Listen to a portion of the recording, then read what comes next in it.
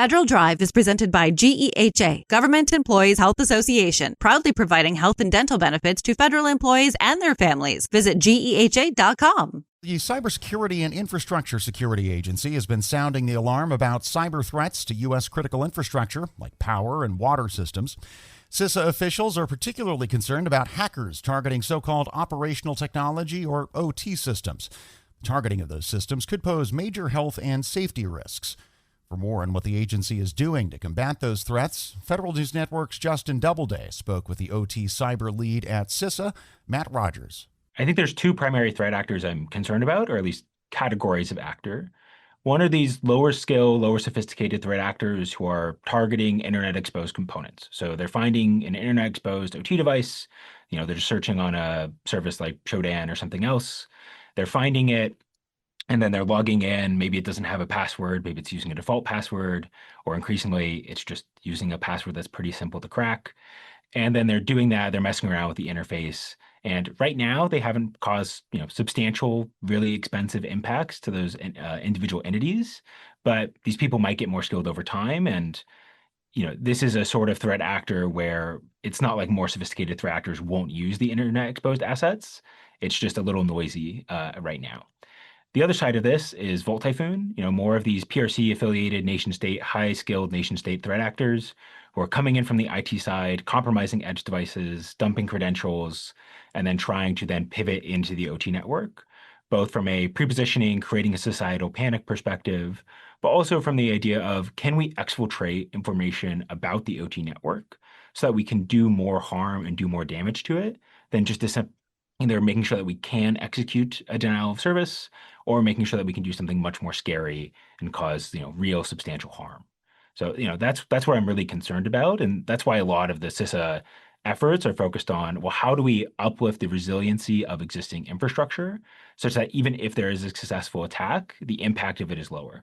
And, that's through efforts like INL's cyber-informed engineering work, which, they champion alongside the Department of Energy, but also through some of these secure by design efforts to say, well, how can we embed security in these components such that we can reduce the likelihood of a successful attack?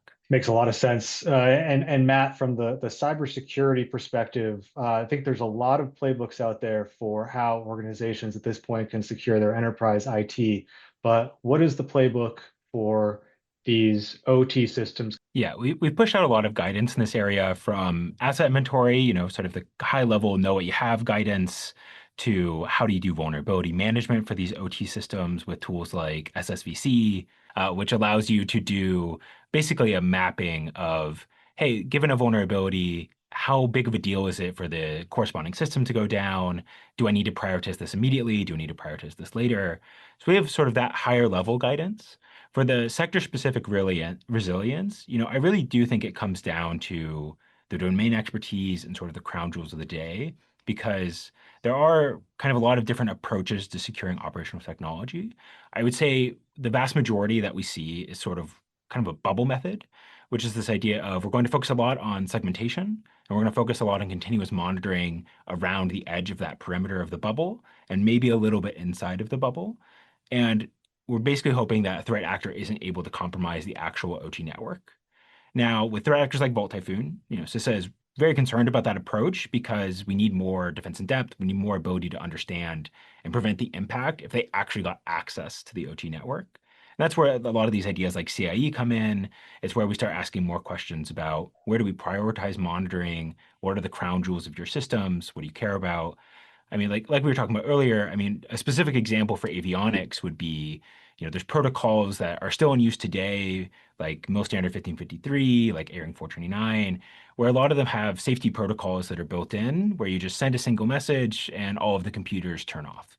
Now, the reason why all of the computers turn off is because it's built for safety. If a computer is having a hardware failure and breaks down, obviously you want to be able to switch to whatever redundant avionics computer you have. And so it just makes sense. Like it's really well engineered, it's really well designed. It just isn't really well designed for cybersecurity threats around a malicious actor. And so if you're thinking about, hey, like, as an asset owner, what can I actually do to fix this legacy problem that I have?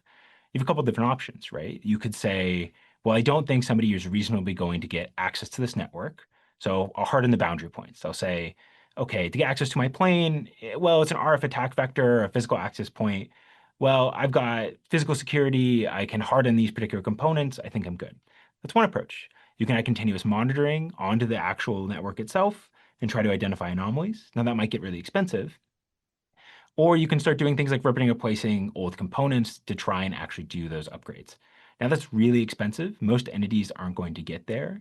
And more along to the sort of CIE, secure by design approach, what I really want to encourage is thinking about what are those critical components where, hey, this is your bad day if this gets attacked. So in a lot of these avionics systems, there's a key mission computer, a bus controller, and it tells everybody else what to do.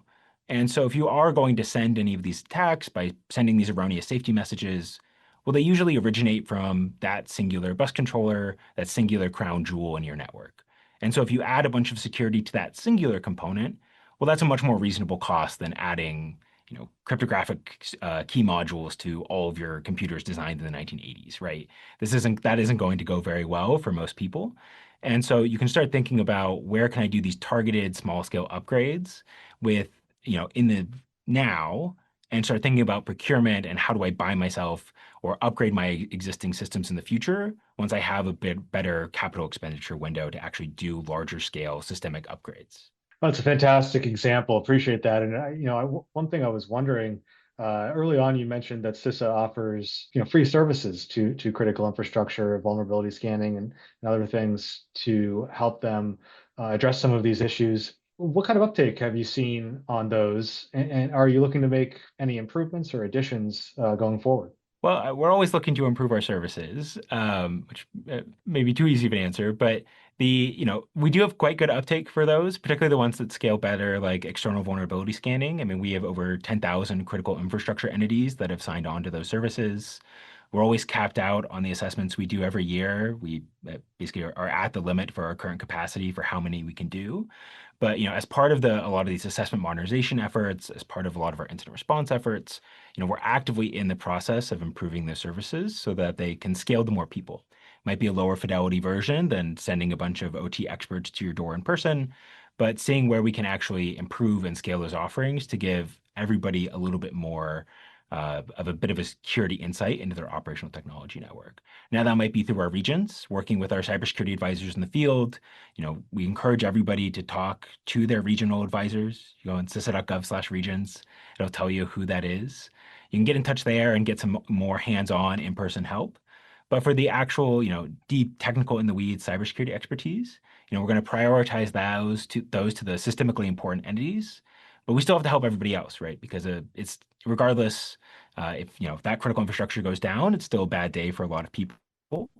And so we're working to scale our services so that we can get broader uptake amongst those smaller groups, like the munis, like the co-ops. Does that come down to essentially funding and the amount of capacity that you have to be able to offer those services at this point? Yes, I mean there's 50,000 plus like water entities that have served less than 3,000 people. So, realistically, we're not going to go through site by site and go to all of those entities. But in practice, right, like we do want to provide cybersecurity assistance, and those entities do matter, particularly to their local communities. And so we are trying to improve and offer more services that scale better to hit both those small and large audiences. And you also have to think, coming back to some of your workforce points, we also need the capacity to make sure that they can actually understand our recommendations, right? How do we tailor our guidance for different maturity levels? Because if the security person at that small water entity is also running their engineering, has a ton of other tasks they're doing in a day, well, maybe a 50-page how-to manual is not the best approach, but giving more targeted recommendations tailored to their maturity level is going to be a lot better. And so, we're actively doing work to make sure that our existing services are consumable, but always improving those to make sure that they can reach more people. That's Matt Rogers, the Operational Technology Cyber Lead at CISA, speaking with Federal News Network's Justin Doubleday. To watch their full conversation, go to federalnewsnetwork.com and check out our Cyber Leaders Exchange.